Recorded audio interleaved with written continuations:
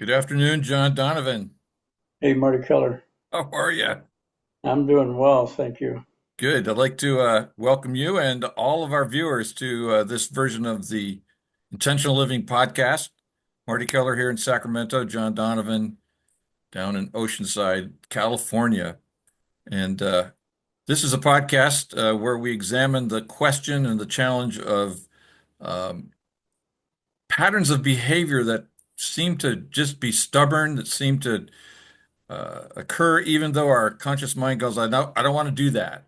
And Right, those kinds of things can be a feeling of, we can have a feeling of rage or anger that we can't stop, and we may actually find ourselves slamming our hand against the door, or maybe even hitting somebody, and even when our mind's going, don't do that, and we don't yep, seem able to stop it. Or we talked last week about um, the old just say no conundrum, where we know that we shouldn't light that joint. We know we shouldn't open that bottle of alcohol. We know we shouldn't eat that donut, whatever it is, and we can't stop.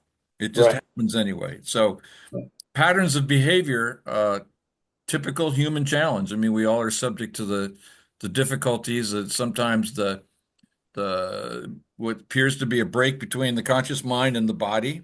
And Yep, the intentional living process that you developed many years ago, John, is a way for us to address that, to understand where those behaviors are coming from, and to use that information to create something different, something new.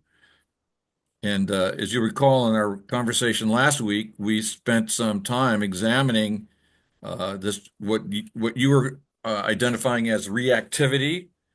So the body just reacts to these compulsions. These behaviors are reactions.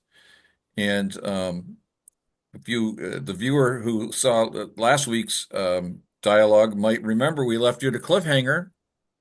It's like, how do we yep, turn that around? How do we mhm, befriend those compulsions and use them as the basis for creating something new? And yeah, so we'd like to pick that question up this week and examine that. How do we go from reaction to proaction? Um, and you shared with us last week that that's something that you heard frequently in 12-step settings, adult children of alcoholics or Alcoholics Anonymous meetings, where we're told the program helps us move from reaction to proaction, and we're like, I remember you saying last week, oh, that sounds good. How do I make that happen when I have these compulsive energies inside of me that seem to be independent of my conscious mind? right. I would find myself in a reactive mode before I even noticed that I was in a reactive mode. Um, and then I'd go to like, oh, there must be something wrong with me. Everybody else, it seems like everybody else is doing it. I can't do it. Right.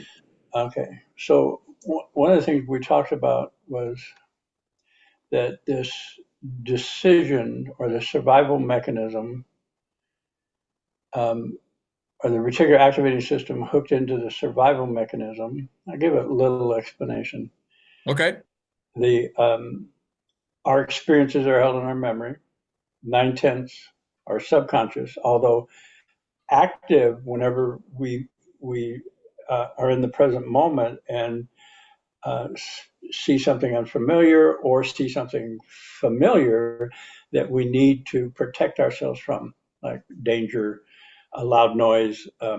It's an alert system, the reticular activating system, and it puts us right into reaction, which is survival mechanism. And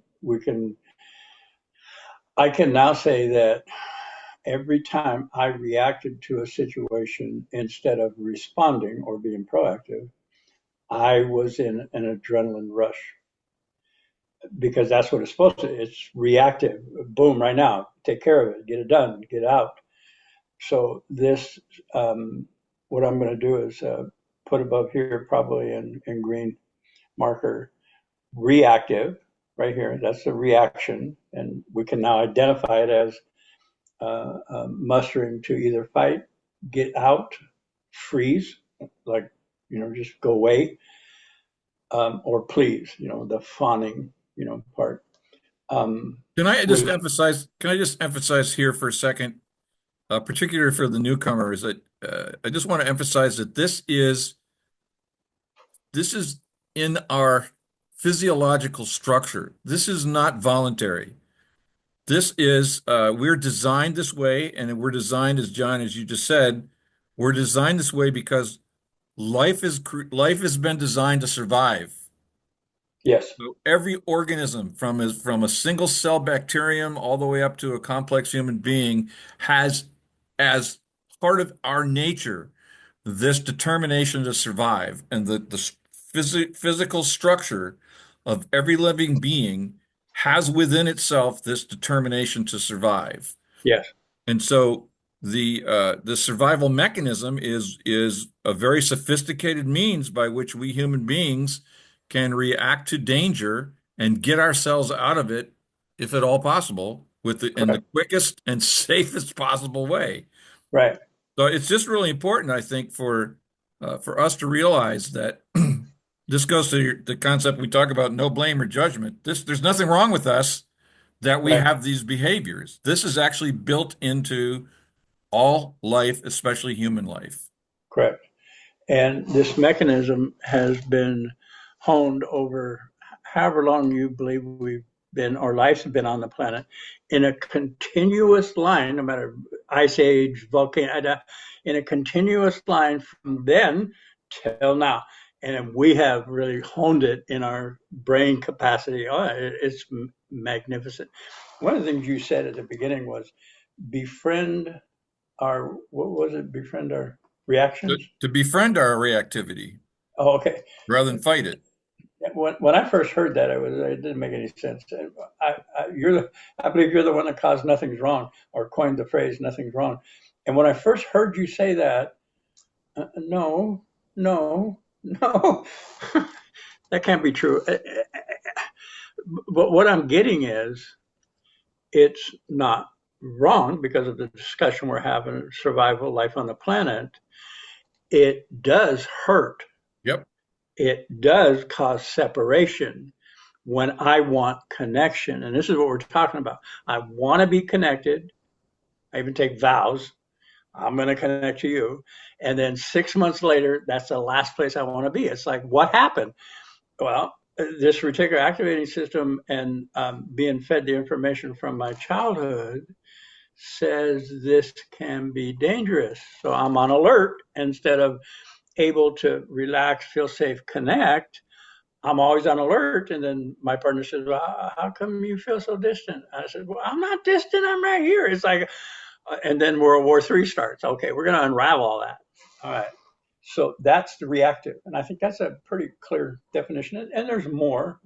We could talk about this for 10 hours and still not get all the nuances and the sophistication of this and the different times it happens and circumstance. Okay. For right now, reactive. Okay. And then this is proactive. What do I mean?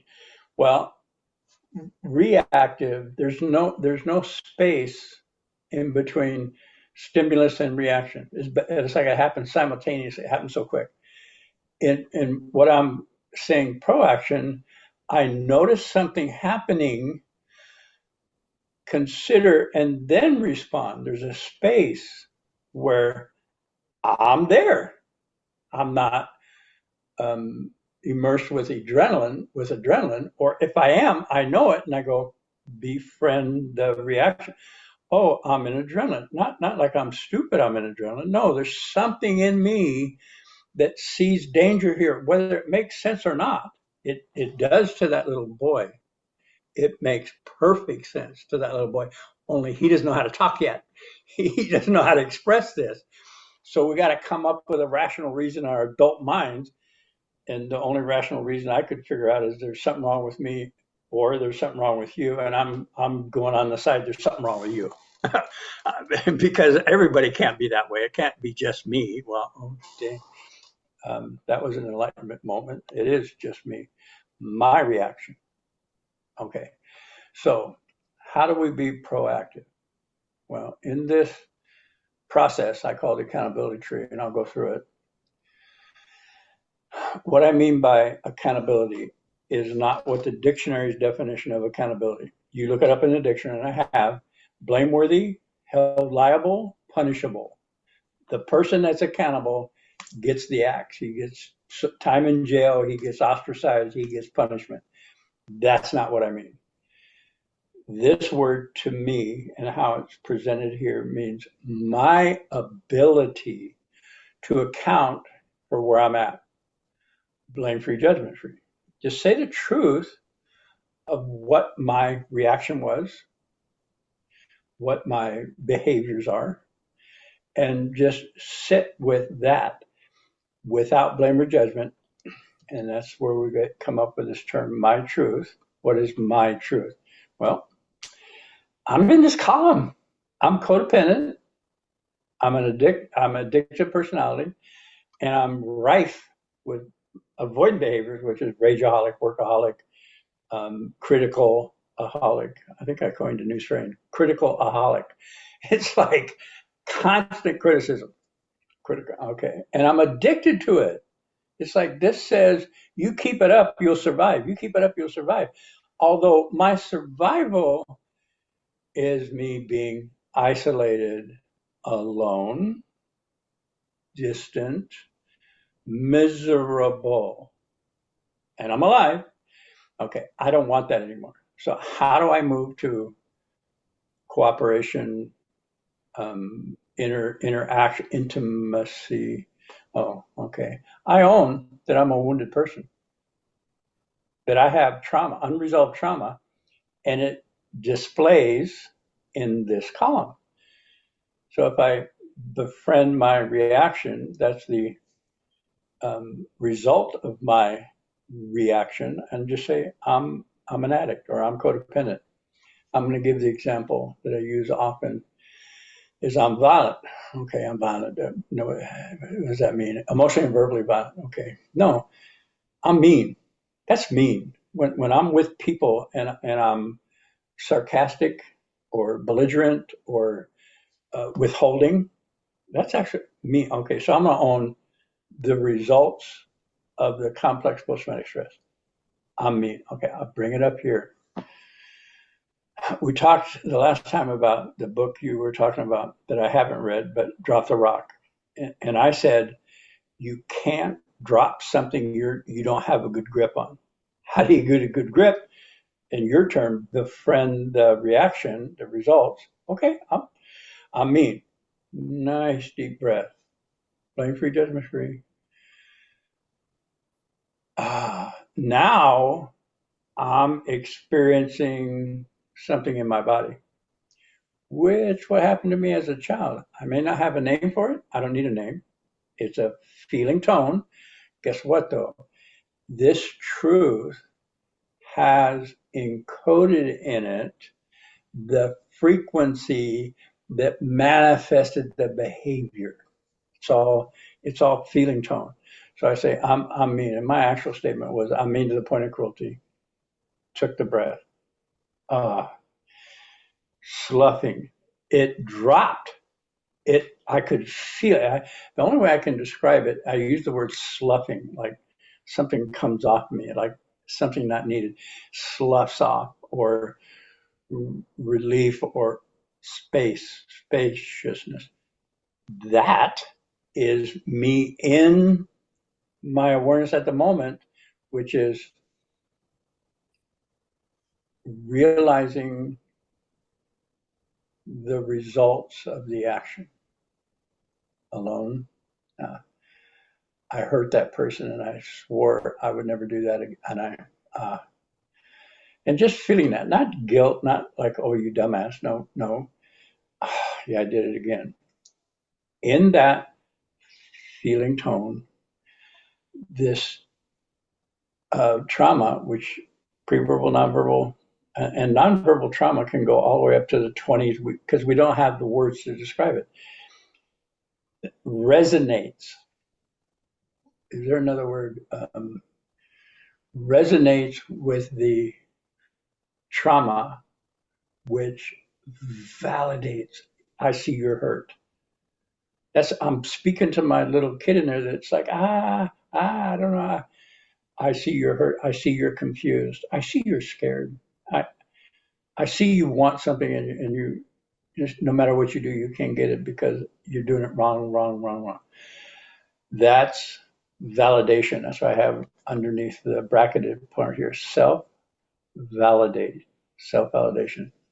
So now, in that truth, everybody talks about wanting to be in the present moment or be enlightened. Actually, no, no, wait a minute, hold on. My enlightenment, or what's enlightenment? It's a raise in frequency awareness. And it doesn't have to be verbal, it's a feeling tone. So, means the point of cruelty, yes. Oh my God. And there's a myriad of things going on inside that feeling tone, awareness tone. And I get into things that have been blocked from me through my imagination, inspiration, intuition that were no longer available to me. And it's like, that was mean. Uh, I want to be kind. And then we have I intend, based on this truth, this specific truth. Yes, I intend to be kind. Now that statement is energized by the raise in, I want to say enlightenment. Enlightenment's not that big a deal. And enlightenment's not a place ending, it's a journey, it's a movement up. I say I intend to be kind, which gives it substance because that's now a memory I'm putting in my subconscious of self validation, which I didn't get as a child. So it's in there. And if I was on the board, I'd draw a little circle right here, which means I want to say the edge of this hook has been taken off, maybe two or three of them, maybe 700 of them. I don't know. The edge had been taken off. I put in there my intent to be kind, and guess, to myself first. It's like, ah, yeah, I didn't mean to. Self validation, healing. Now that's part of my subconscious. It's in there and adds to the information that my survival reticular activating alert system is now drawing from.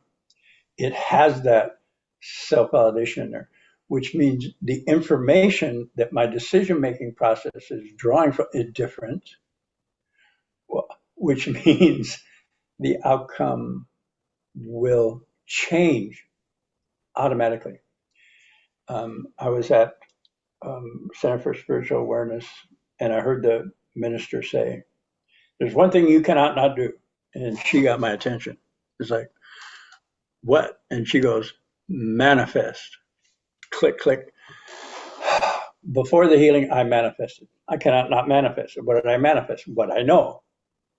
Okay. Now I've healed, acknowledged, defined the rock. It hurts. It went in there and goes, yeah, yeah, I understand. That's now part of that understanding, that compassion, that validation is mixed in with all the other stuff. And the resolved trauma, which now releases, that hurt. That's a release. Acknowledging pain is a release of pain. And now that's the information that my decision making process is. I find myself less reactive, more proactive, and this changes.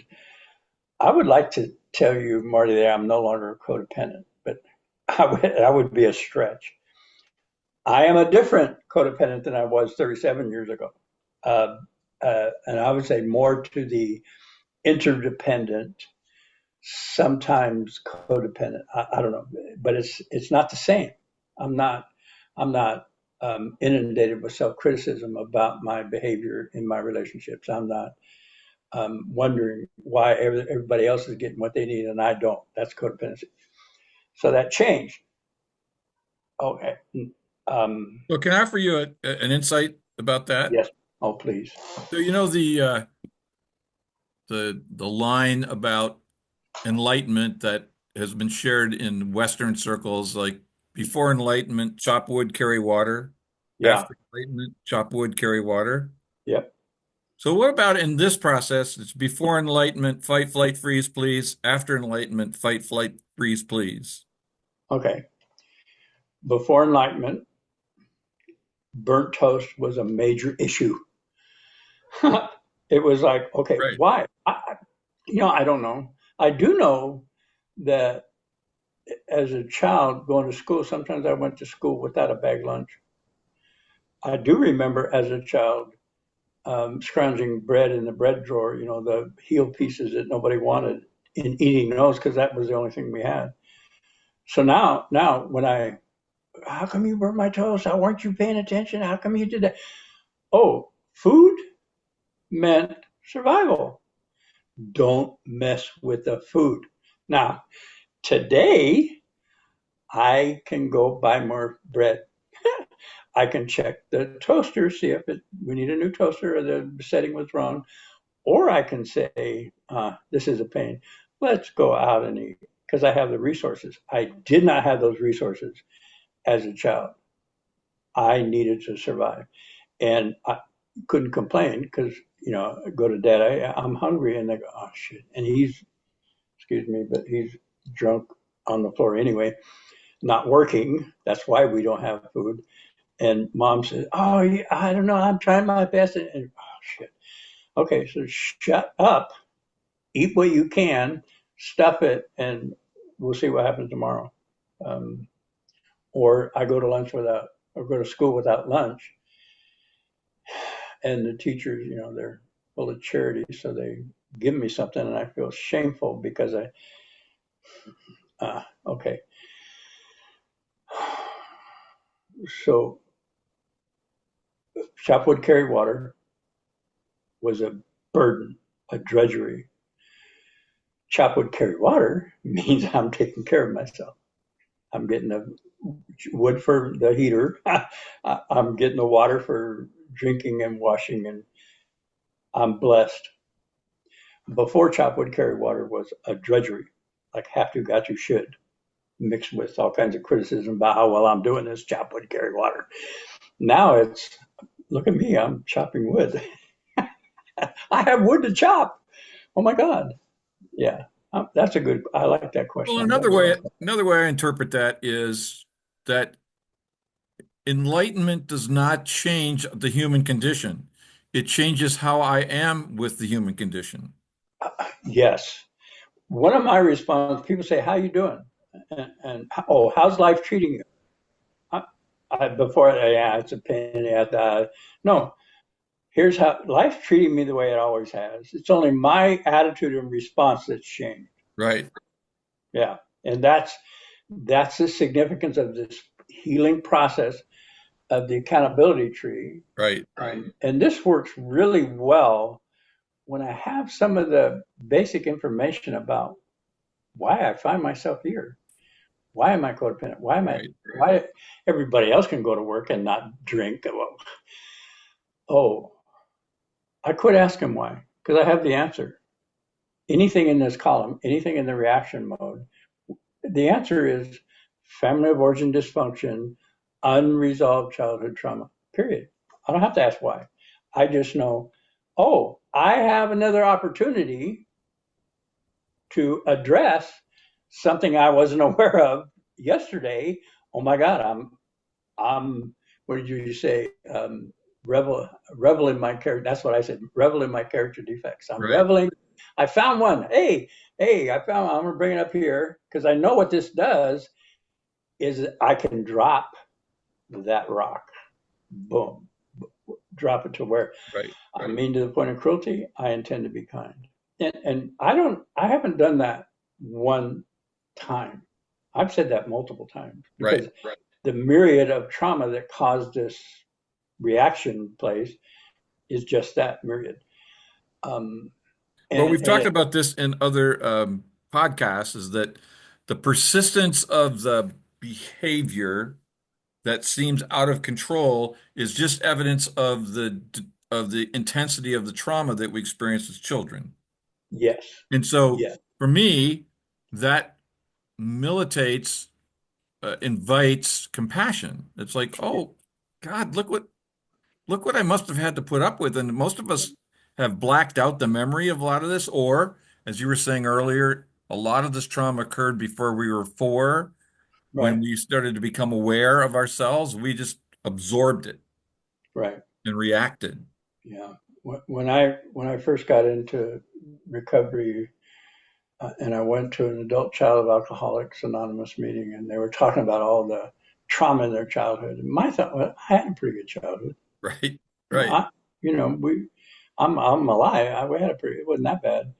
And then like a couple of years later, it's like, Marty, I was raised in a concentration camp environment. And sometimes I went hungry and cold because the utilities got cut off. That's traumatizing. And I had nobody to go to explain it to me, to comfort me, I had to figure it out all Right, myself. And right. the way I figured it out was there must be something wrong with me, or that's the way life is, and Well, take and I what you think can when you can. it's really important for anybody who's here, particularly for the new time, to appreciate that it doesn't matter what other people's traumatic experience was to a little child without any way to compare.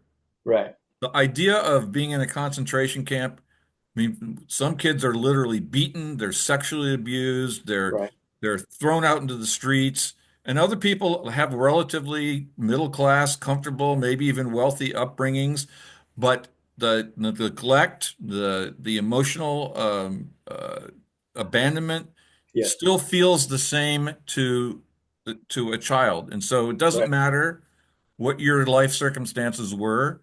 It doesn't, we don't, in recovery work, we don't compare anybody's trauma to anyone else's because as little kids, like I said, we can't know right, relative grades of trauma. It right, still feels like death. If we're yes, abandoned, we're abused, we're told we're useless, I don't want to see you. Um, so just to help us appreciate why this is so difficult and why it doesn't really matter the specifics, what happened to us. What matters is that's what we're talking about today. What matters is that we have the power to create something rather than merely react to it. yes, yeah, And well said. I just wanted to really emphasize that as we come to the end of this, because we just Yeah, touched the surface of the proactive side yeah, of what we're doing here. We talked a little bit about this 2 weeks ago when we talked about why are we doing this? Why are we doing our recovery? We talked about learning the possibility of love, unconditional love. yeah, And that idea, Ritz, where I came up with using the idea of befriending my character defects, befriending my trauma. It's just another word for saying loving. yeah, To love all the parts of me unconditionally. This is what I learned from you. It doesn't matter what happened. It doesn't matter how I react. These reactions that I have are in alignment, not only with what happened to me as a child, but they're in alignment with my structure, my neurological structure as a human being. yeah, And so rather than making them wrong, what would happen if I just say they're okay? yeah. It's like you said, nothing's wrong and there's pain. And there's pain. So if And I can, what you taught me is that as I learn to face those things in myself that I dreaded facing before, when I can face those without blame or judgment. And by the way, if I can't do it on my own, that's why I go into a group because the group can do that for me. yeah, The group can see, the group's not emotionally invested in my pain. The yeah, rest of the group members are emotionally invested in their own pain. right, So we have the ability as a group to step back from any individual's work, particularly that work of facing these things that we have previously judged as shameful, weak, um, antisocial, whatever it is. hmm, Um, and so whether we do it because we have the fortitude to do it ourselves or we need help from other people, doesn't matter. Once I learn that ability to accept those elements of myself without blame or judgment, to me, that's befriending. yeah. To me, that's And loving. And that's what in I didn't get when I was a little kid. exactly. That's what I was going to say. In the it's not wrong, blame, judgment, criticism, like, oh, that was stupid. It takes me out of my body. That's a condition. I'm conditioned. When I'm blame free, judgment free, it allows me to, what's the word, realize. I have a revelation or a revealing of pain. Of when it's validated, it's now allowed. I don't have to stuff it, Right, and I can realize, wow, and I don't have to put a word to it, like that was painful, or that was traumatic, or that was scary. The frequency is in alignment, and it resonates. Heart math, they talk about coherence between the mind and the heart. This is what we're doing. That coherence of, yes, I see. And we can't put words to it. We do not have to. Sloughing, release, oh, conscious dropping the rock that hurt. right. Yes, I intend to be kind. I intend to be gracious. I intend to love myself just the way I am. Well, and one thing I'd like to maybe pick this up next time is to appreciate that we're always getting what we want. Yeah. Oh, So there it that's is a, at the top. So yeah. the proactive side of this is consciously generating what we want, as Yep. opposed to reacting to what a little scared little child wants. Because what a scared little child wants is to survive in the way that he or she designed back before he or she had any help, any support, Mhm. any information. We just hunkered down. So Yep. Yeah. this is again, as you said at the beginning of the podcast, there's a lot of complexity to this dynamic that we're dealing with here in terms of appreciating these compulsions that lead us to behave in ways that our conscious mind says, don't do that, Yeah. and changing that. It doesn't go away, but our relationship to it changes dramatically. Well put. Yes. So, as we come to the end of our time together, as always, any last words or thoughts that you'd like to share? Um, keep coming back. We got. I'm gonna explain this the best way I can next time, the best way I can. So, it is my intent to give people this information of healing relief process to as many people as possible in the shortest amount of time, because this the stakes are high. This just read the newspaper. This, oh, Right. okay. For anybody that still reads newspapers. Oh, Um, that's right. Yeah, I'm dating myself. Yeah, Anyway, thank you, John. We'll pick this up next time. For those of you that would like to learn more about this process and have the direct experience of it yourself, John and I and several of our colleagues facilitate what we call intentional living meetings 4 times a week, 4 different days, 4 different times a day. Uh, Information on how to access those meetings will be at the end of the podcast. They're all on Zoom, so no matter where you are in the world, you're welcome to come and join us. And you can ask questions about what you've heard here or about your own experience with it. And we'd love to have you and support you in your own exploring what it is you want to create for yourself. yeah, yeah. With that, we'll see you next time. Okay, Marty, thank you. Thank you, John. Okay.